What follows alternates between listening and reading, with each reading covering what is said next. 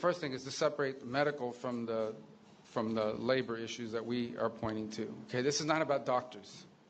Okay, this is not about the provision of medical assistance. We have no problem with medical assistance. We have no problem with doctors. We have a problem, and I'm not speaking about Jamaica.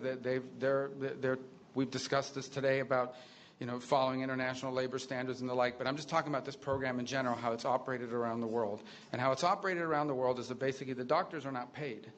In many other parts of the world, the doctors are not paid. You pay the Cuban government. The Cuban government decides how much of anything to give them. They take away their passports. They basically operate as forced labor in many places. Now, there are places that have better labor standards. Perhaps Jamaica is one of those, and that's fine. But I'm describing generally what the program has been. It has operated in that way in many parts of the world and placed these people in tremendous danger.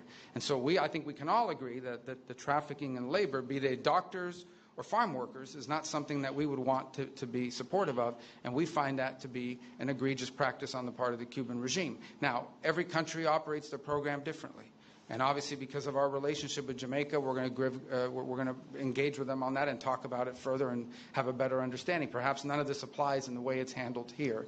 But generally, that's the problem with the program. It's not that they're Cuban doctors. It's that the regime does not pay these doctors, takes away their passports, and basically it is, in many ways, forced labor. And that we cannot be in support of. Again, not speaking about here in particular, but in general about the program.